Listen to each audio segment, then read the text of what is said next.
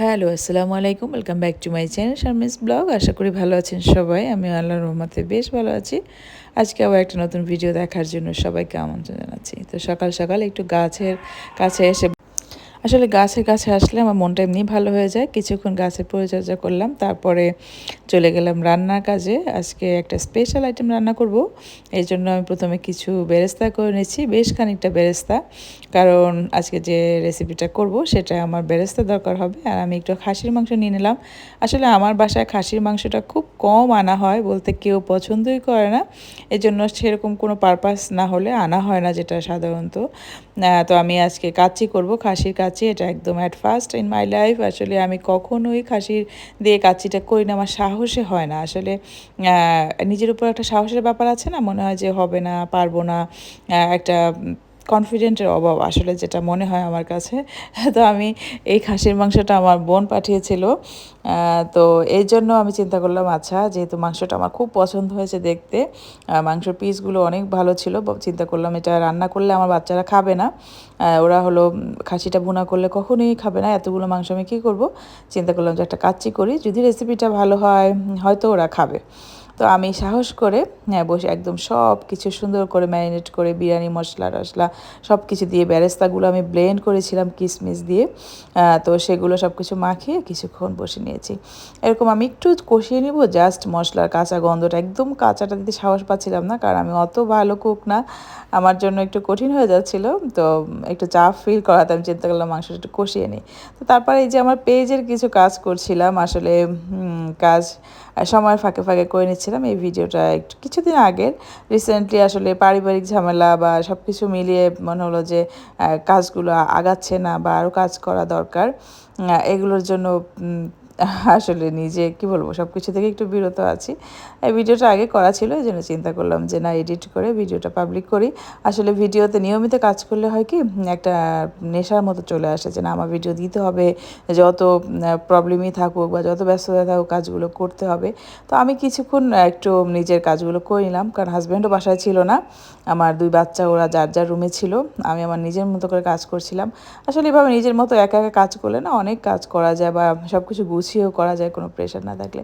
তো আমি খাসির মাংসটা একটু কষিয়ে নিয়েছি, জাস্ট একটু মশলাগুলোকে আমি হয়তো 15-20 মিনিটের মতো একটু চুলায় দিয়ে জাস্ট কষিয়ে, তেলটা উপরে চলে এসছে এরকম একটা অবস্থায় উঠিয়ে নিয়েছি, জাস্ট কাঁচা ফ্লেভারটা যাতে চলে যায়। তারপরে আমি কিছু আলু একটু কি বলে জর্দার রং দিয়ে সুন্দর করে ভেজে তারপরে এটার মধ্যে দিয়ে দিয়েছি। আর তারপরে আমি যেটা করেছি, পোলাওয়ের চালটাকে হলো সব ধরনের গরম মশলা, তারপরে স্টার মশলা, যেগুলো আমরা বিরিয়ানি রেসিপিতে দেয়া হয়, যে একদম কাঁচা কাঁচা সব মশলাগুলো, আস্ত মশলা আসলে যেটা বলে, সেটা দিয়ে সব পোলাওটা সুন্দর করে আমি 7 থেকে 8 মিনিট পোলাও চালটা ফুটিয়ে নিয়েছি। আর তারপরে পোলাওটা এভাবে দেখলেন যে মাংসের উপরে আমি একদম সুন্দর করে দিয়ে কিছু এটাকে কি বলে, কিছু হলো আলু বখারা, কাঁচা মরিচ, একটু ঘি দিয়ে, একটু কেওড়া জল দিয়ে বসিয়ে দিয়েছি। এভাবে একদম লো ফ্লেমে আমি এটাকে 1 ঘন্টা ফেলে রেখেছি। তারপরে যেটা দেখলাম, মানে আমি আমার চোখে বিশ্বাস করতে পারছিলাম না। পোলাওটা আমি এইভাবে করে আমি চিকেন দিয়ে করেছি, চিকেন দিয়ে এই বিরিয়ানিটা করেছি, কিন্তু কাচ্চি দিয়ে যে একদম অথেন্টিক একটা বিরিয়ানি আছে না, যে কাচ্চি দিয়ে মানে খাসি দিয়ে যে কাচ্চি, যেটা আর কি বোঝাতে চাইছি, তো সেটা আর কি আমি আসলে কখনো এভাবে করা হয়নি। কিন্তু মাশাল্লাহ আমি খাসিটা দেখলাম এত সুন্দরভাবে সিদ্ধ হয়ে গিয়েছে, আলুটা আর পোলাওর চালটা মনে হলো যে প্রত্যেকটা চাল আলাদা আলাদা এবং সফট। হ্যাঁ, এত সুন্দর একটা মানে কি বলবো, পারফেক্ট একটা রেসিপি আছে, সেটা মনে হচ্ছিল যে আসলে এরকম স্মেলটা সবচেয়ে আর কালার সব কিছু মিলে মনে হয় যেটা পারফেক্ট কিছু একটা আমি করতে পেরেছি। এত মানে কি বলে, রেসিপিটা আমি কিন্তু ওভাবে প্রপারলি যেভাবে কাচ্চি বিরিয়ানি করে ওভাবে করিনি, বললাম না, মনটা একটু খারাপ ছিল আমার। সব কিছু মিলিয়ে হ্যাঁ মনে হলো না একটা আইটেমের মধ্যে করে ফেলি, অনেক কিছু করতে ইচ্ছেও করছিল না, বা আছে না যে অনেকগুলো পদ করবো আজকে শুক্রবার, ওরকম কিছু না। চিন্তা করলাম একটা আইটেম দিয়ে সবাই মজা করে খাবো, এরকম কিছু একটা রেসিপি। আর বিরিয়ানি যেদিন রান্না করি ওদিনকে আমার খুব টেনশন কাজ করে, হ্যাঁ, যে আসলে ভালো না হলে তখন কি হবে।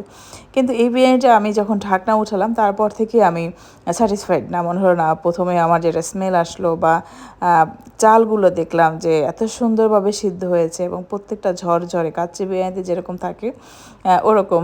মজার কথা হলো আমার হাজব্যান্ড বিশ্বাস করেনি, বলতে সে বুঝতে পারেনি যে এটা আমি বাসা বানিয়েছি। সে ভাবছিল যে আমরা শুক্রবার হয়তো বাইরে থেকে অর্ডার করে নিয়ে আসছি। তো সে বিকেল এসেছিল, এসে নর্মালি খেয়ে ফেলেছিল যে এটা বাইরে থেকে আনা হয়েছে ওইটা ভেবেই। পরে যখন শুনে এটা বাসায় রান্না করেছি সে খুব অবাক হয়েছিল যে এরকম কাচ্চি কি বাসায় রান্না করা যায় নাকি। তো ভাবলাম যে আসলে হয়তো আজকে কাচ্চিটা ভালো হয়েছে, সামনে আর এরকম পারবো কিনা জানি না। আসলে অল্প যে কোনো রান্নাই ভালো হয়, আর আমি দেখা যায় যেদিন একটু বেশি ভালো করতে যাই ওদিনকে খারাপ হয়ে যায়, যেদিনকে এভাবে করে নর্মালি করি সেদিনকে ভালো হয়ে যায়। তো আল্লাহ হাফিজ, ভালো থাকবেন সবাই। আজকে তো কিন্তু কাচ্চির গল্প অনেক হলো। আল্লাহ হাফিজ।